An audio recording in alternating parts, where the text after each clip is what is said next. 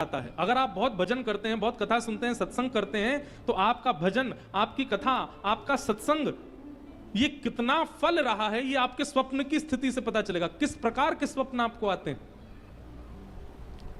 स्वप्न में यदि भूत दिख रहे हैं, प्रेत दिख रहे हैं, स्वप्न में यदि आपको सर्प दिख रहे हैं, सर्प में मरे हुए लोग दिख रहे हैं, स्वप्न में बिना सर वाले लोग दिख रहे हैं, तो इसका मतलब क्या है?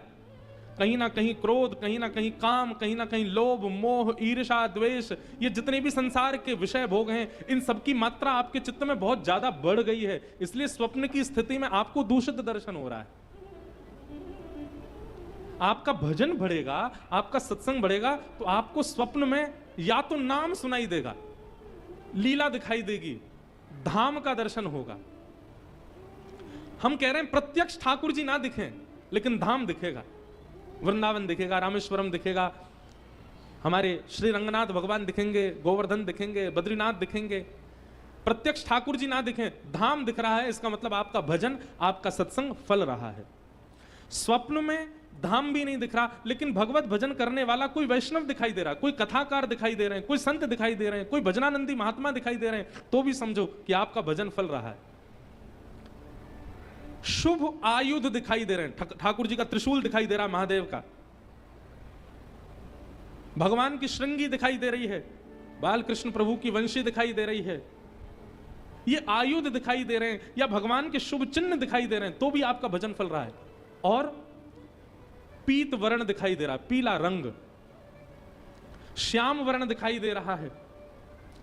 इन वर्णों से भी शुभ संकेत पता किया जा सकता है कि आप ठाकुर जी के भजन में रत हो चुके हो। और जहां भय हो, जहां भयभीतता का अनुभव होता हो, जहां पर वो दिखता हो जो नहीं दिखना चाहिए, यह भी आपकी मन की स्थिति बताता है कि आप कितने पानी में हो। इसलिए स्वप्न मिथ्या नहीं होते। महादेव बोले हमने तो स्वप्न में देखा कि आप हमसे मिलने आ रहे हो। भगवान बोले हमने भी देखा कि आप हमसे मिलने आ रहे हो, हमसे तो रहा नहीं का, हम भी दौड़े। महादेव बोले हमसे भी नहीं रहा, हम भी दौड़े। दोनों ने परस्पर आपस में चर्चा की। महादेव और नारायण इतना प्रेम करते हैं एक दूसरे से। तुरंत भगवान ने हाथ पकड़ा और कहा चलो थोड़ी देर मानसरोवर में क्रीड़ा करते हैं। और ठाकुर जी और महादेव दोनों मानसरोवर में गए और मानसरोवर में थोड़ी देर तैरने लगे, थोड़ी देर जल उछालने लगे, कभी कोई क्रीड़ा करें, जल क्रीड़ा दोनों करने लगे।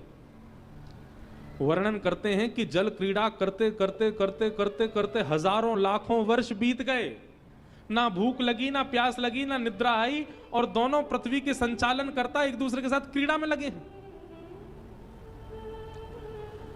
ब्रह्मा जी ये लीला देख करके बोलने लगे हो गया काम, पृथ्वी का पालन संहार उत्पन्न करने वाले दोनों क्रीड़ा में व्यस्त हो गए हैं। अब इस सृष्टि का कल्याण कैसे होगा? अच्छा, दोनों इतने तत्पर होकर के क्रीड़ा कर रहे थे कि कोई बीच में उनको रोकने जाए भी तो पहले घबरा जाए, बोले कहीं इन्होंने अगर गुस्सा में हमको देख लिया तो हमारा तो होगा, गोविंदाय नमो नमः हो जाएगा। तो महादेव ब्रह्मा जी इंद्र से कहें तुम जाओ, इंद्र कहें बोले मैं क्यों जाऊं।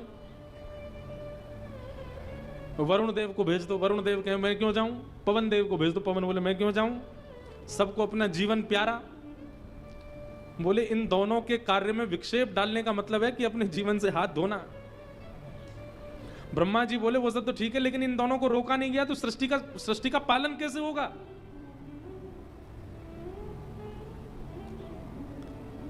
हजारों युक्तियां सोच ली, लेकिन किसी भी कारण से, किसी भी प्रकार से महादेव और ठाकुर जी इतने तत्पर होकर के खेल रहे हैं कि उनकी क्रीड़ा रुकी ही नहीं।